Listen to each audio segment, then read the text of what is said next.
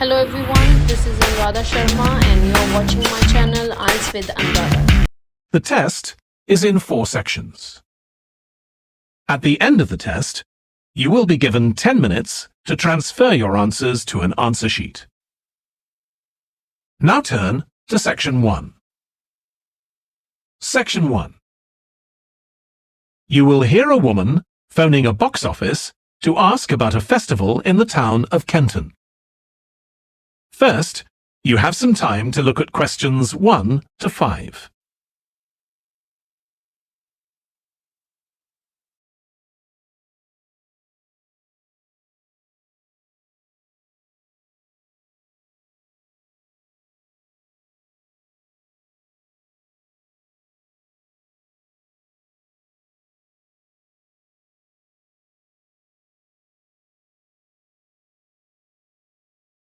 Now we shall begin.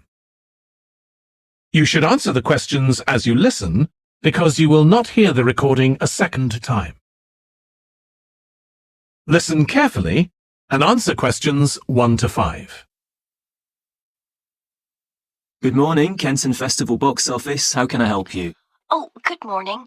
I'm coming to Kenton for a few days holiday next month, and a friend told me there's a festival. She gave me this number to find out about it. That's right. The festival begins on the 16th of May and goes on till the 19th.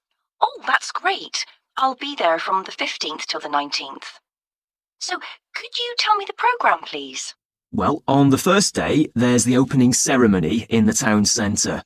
People start gathering around 2 o'clock to get a good place to see from, and the events will start at 2:45 and finish about 5:30. OK, thanks. I'll make sure I get there early to get a good spot. The festival will be officially opened by the mayor. He'll just speak for a few minutes, welcoming everyone to the festival. All the town councillors will be there, and, of course, lots of other people. Right. Then there'll be a performance by a band. Most years we have a children's choir, but this year the local army cadets offered to perform, and they're very good. Uh-huh. After that, a community group from the town will perform a play they've written themselves, just a short one. It's about Helen Tungate. I don't know if you've heard of her. I certainly have. She was a scientist years ago. That's right. She was born in Kenton exactly 100 years ago, so we're celebrating her centenary. I'm a biologist, so I've always been interested in her. I didn't realise she came from Kenton. Yes. Well, all that will take place in the afternoon, and later, as the sun sets, there'll be a firework display. You should go to the park to watch, as you'll get the best view from there. And the display takes place on the opposite side of the river. It's always one of the most popular events in the festival. Sounds great. Before you hear the rest of the conversation, you have some time to look at questions 6 to 10.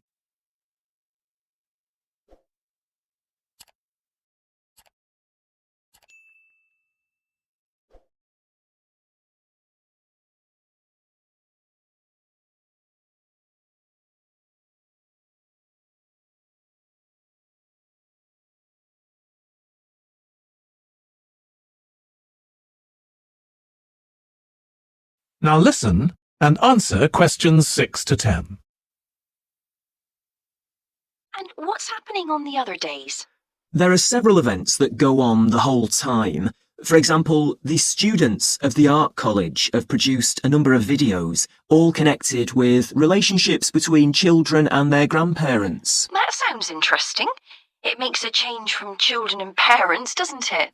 Exactly. Because the art college is in use for classes throughout the festival, the videos are being shown in Handsworth House. How do you spell the name? Handsworth.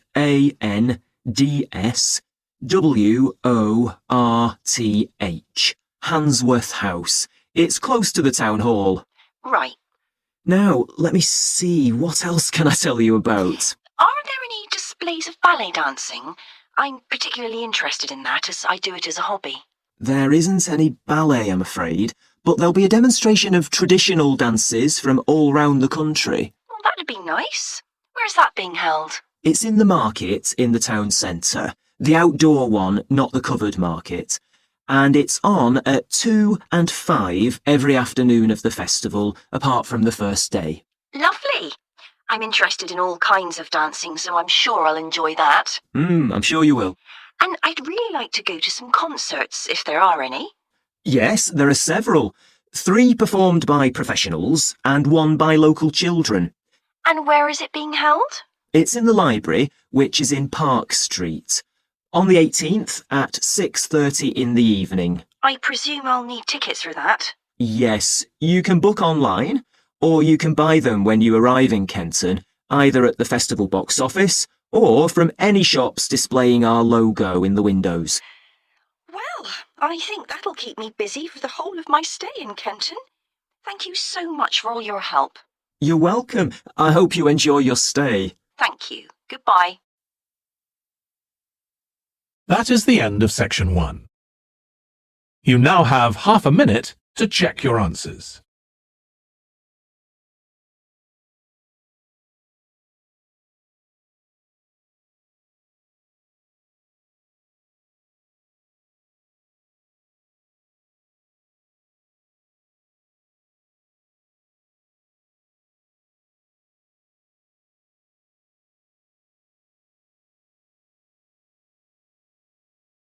Now turn to section 2.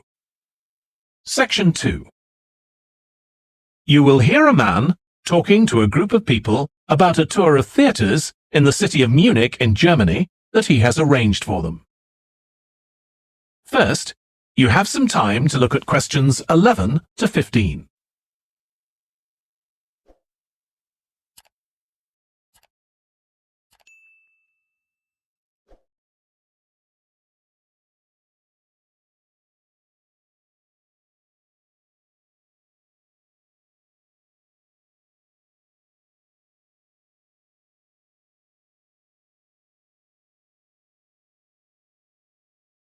Now listen carefully and answer questions 11 to 15. Right. I've now almost succeeded in finalising plans for our tour, so I'll bring you up to date with what I know. As you know, we're flying first to Munich on Monday the 4th. The flight is at 11:30, so it's too early to have lunch at the airport. I suggest we meet there for coffee at 10, which should give us plenty of time for breakfast before we leave home. When we arrive in Munich, we'll be met at the airport by Klaus Bauer. Klaus works for a tour operator, and he'll look after us for the time we'll be in Germany. He's already liaised with the managers of the theatres we're going to visit, and he's also arranged for an officer of the National Theatre in Munich to show us round the theatre one afternoon during our stay. Now, last time we discussed this trip, I didn't have the precise cost for hotel rooms, but now I have. The normal rate at the hotel where we're staying is €150 a night for a double room. I'd hoped to get that down to €120, but in fact I've been able to negotiate a rate of €110. That'll be reflected in the final payment, which you'll need to make by the end of this week. On Tuesday, the day after our arrival, I had hoped we could sit in on a rehearsal at one of the theatres, but unfortunately that's proved very difficult to arrange. So instead, we'll have a coach trip to one of the amazing castles in the mountains south of Munich. On Tuesday evening, we'll all have dinner together in a restaurant near our hotel. From talking to you all about your preferences, it was clear that a typical local restaurant would be too meat-oriented for some of you. Some of you suggested an Italian restaurant, but I must confess that I decided to book a Lebanese one, as we have plenty of opportunities to go to an Italian restaurant at home. On Wednesday afternoon, the director of the play we're going to see that evening will talk to us at the theatre.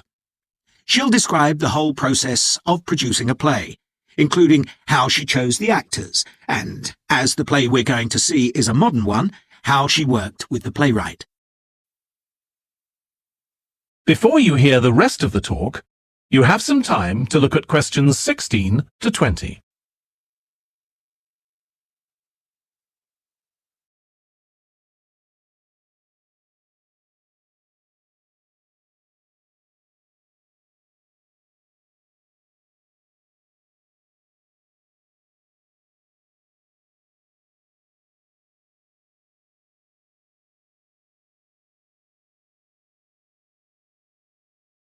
Now listen and answer questions 16 to 20. Right. Now I'd just like to make a few points about the plays we're going to see, partly because it might influence your choice of clothes to take with you. The play we're seeing on Wednesday evening is a modern one, and we're going to the premiere, so it'll be quite a dressy occasion, though of course you don't have to dress formally. I gather it's rather a multimedia production, with amazing lighting effects and a soundtrack of electronic music, though unfortunately the playwright is ill and is unlikely to be able to attend. On Thursday, we're seeing a play that was first performed last year, when it was commissioned to mark 100 years since the birth in the town of a well-known scientist. We're going to see a revival of that production, which aroused a lot of interest. Friday's play will really make you think hard about what clothes to pack, as it'll be in the garden of a palace. It's a beautiful setting, but I'd better warn you, there won't be much protection from the wind. On Saturday, we're going by coach to a theatre in another town, not far from Munich. This will be the opening of a drama festival, and the mayor and all the other dignitaries of the town will be attending. After the performance, the mayor is hosting a reception for all the audience, and there'll be a band playing traditional music of the region. And after having a day off on Sunday, our final play is on Monday, and it's in the stunning setting of the old town hall, which dates back to the 14th century. The performance marks the 50 years that the lead actor has been on stage, and the play is the one where he made his first professional appearance all those years ago. And the day after that, we'll be flying back home. Now, have you got any questions before I... That is the end of section 2. You now have half a minute to check your answers.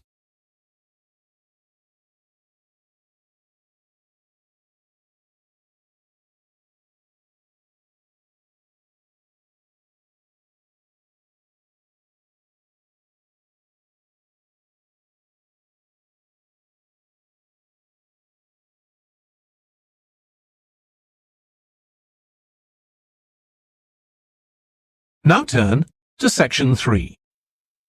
Section 3. You will hear James, who is in the Scandinavian Studies department at his university, talking to his tutor, Beth. First, you have some time to look at questions 21 to 25.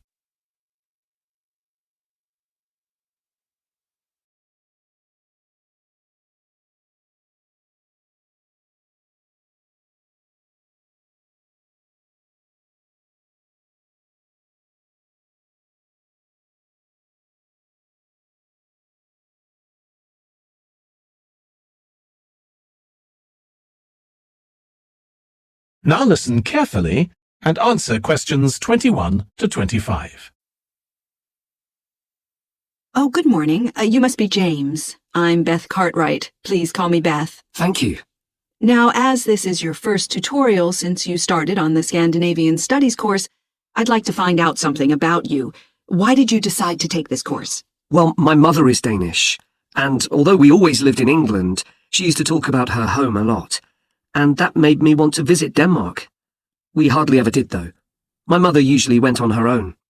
But whenever her relations or friends were in England, they always came to see us. I see. So I assume you already speak Danish, one of the languages you'll be studying? I can get by when I talk to people, though I'm not terribly accurate. Now, you probably know that you'll spend the third year of the course abroad. Have you had any thoughts about that? I'm really looking forward to it. And although Denmark seems the obvious place to go because of my family connections, I'd love to spend the time in Iceland. Oh, I'm sure it can be arranged. Do you have any plans for when you graduate? A lot of students go on to take a master's degree. I think the 4 years of the undergraduate course will be enough for me. I'm interested in journalism, and I quite like the idea of moving to Scandinavia and writing for magazines. I'd find that more creative than translating, which I suppose most graduates do. Okay. Now, how are you finding the courses you're taking this term, James? Well, I'm really enjoying the one on Swedish cinema. That'll continue next term. but the one on Scandinavian literature that's running at the moment will be replaced by more specialized courses. Oh, and by the way, if you're interested in watching Danish television programs, there's going to be a course on that the term after next. That sounds good.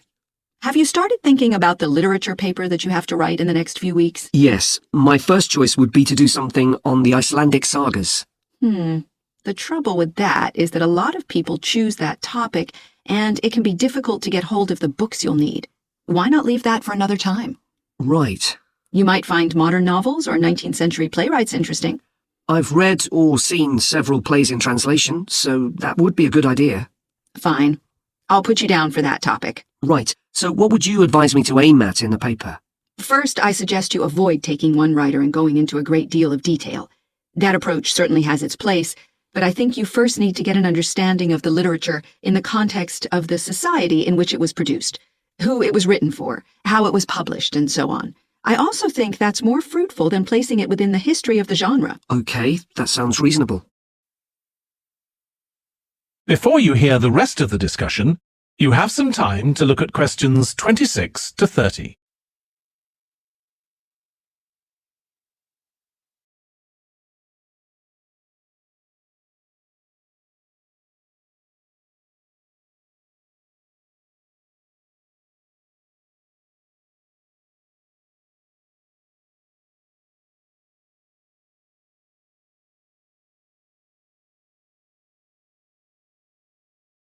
Now listen and answer questions 26 to 30.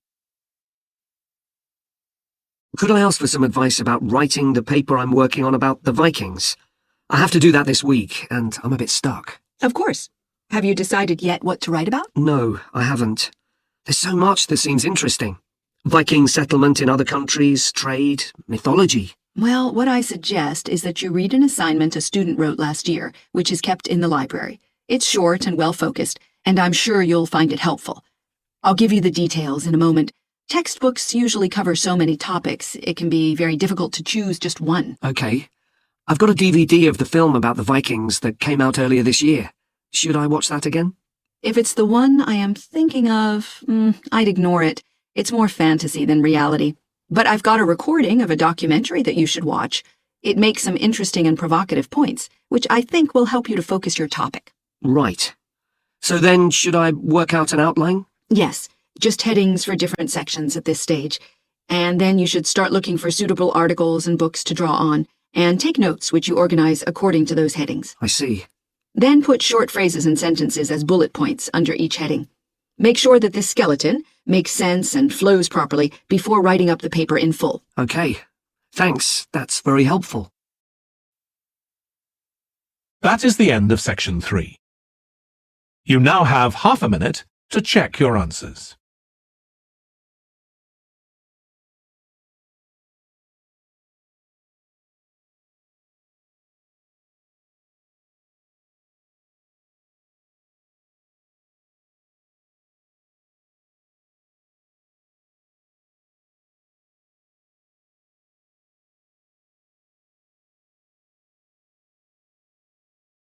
Now turn to section 4. Section 4. You will hear part of a lecture about conflict at work, given by a business studies lecturer.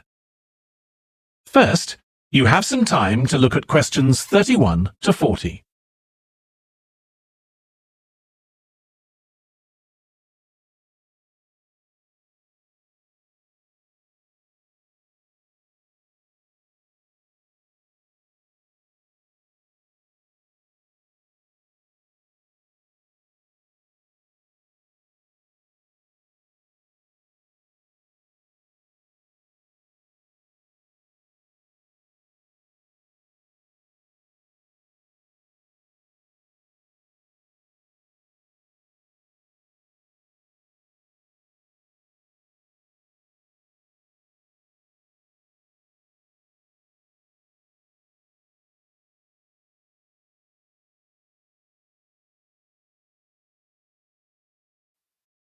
Now listen carefully and answer questions 31 to 40. Over the years, attitudes towards workers have changed considerably. After all, there was a time when workers had no rights at all and laboured in appalling conditions. Conditions have improved a lot, but conflict in the workplace is still common, and human resources managers nowadays need to be able to deal with it when necessary. What is conflict in the workplace? Definitions vary, but I'm taking it to refer to a whole range of behaviours that the victim finds unacceptable, from minor, harmless arguments to, at the opposite extreme, physical violence. Much of this is covered by the term bullying, by which I mean one or more people behaving abusively or aggressively against another who is in a weaker position. Although all behaviour like this is a form of conflict, not all conflict can be described in these terms.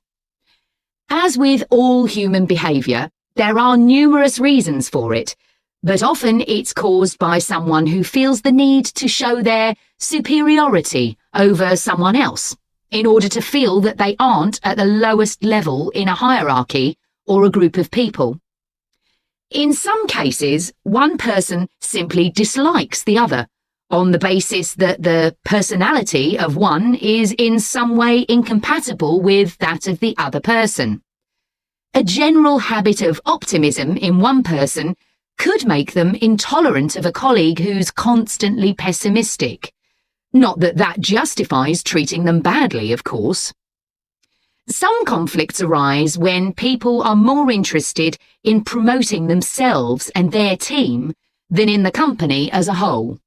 These conflicts are called structural and could come about, for example, when a sales team believe they are the only people in the business who do any useful work and look down on behind-the-scenes administrators.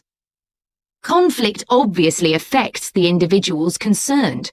The situation is likely to be very stressful for victims, resulting in their absence from work, possibly for months. For the company, if no effort is made to deal with conflict, it can spiral out of control and even lead to the breakdown of the business. Some interesting work with chief executives, CEOs, has uncovered some of the reasons why they may treat colleagues badly. Many CEOs combine two opposing characteristics. Confidence, that is, the belief that they're capable of great achievements, with a high level of anxiety, a fear of missing targets, whether set by themselves or by the directors of the company. This combination can make them respond badly to anyone who questions their decisions. In a high-pressure work environment, such characteristics become problematic, and it's particularly difficult to tackle the situation where colleagues, managers, and board members are all trying to achieve their own visions. When they can't agree on strategic issues and on where they see the business going, there are real problems. For managers at lower levels within the organisation, it might seem that an autocratic form of management, where the chief executive gives orders and everyone else has to obey, would see more conflict than others. Interestingly, though, a company with a more democratic business model can suffer more when uncertainty about who to report to leads to conflicting demands. Now I'll say a little about dealing with the type of conflict that has harmful effects. Of course, the ideal is to prevent it arising in the first place. A good manager at any level will make efforts to earn the respect of the people they work with, particularly those who report to them. That will involve politeness in all communications and treating them as equals who happen to have a different role within the organisation. Sometimes, of course, conflict does occur and can get out of hand. In such cases, the Human Resources Department often gets involved. However, if one of the parties in a conflict sees human resources as simply a mouthpiece for the chief executive, then an external mediator might be able to help. By talking to both sides and trying to find the truth of what's been happening, they can build a clear picture of the situation and give feedback that both sides will accept, precisely because they're independent. That is the end of section 4. You now have half a minute to check your answers.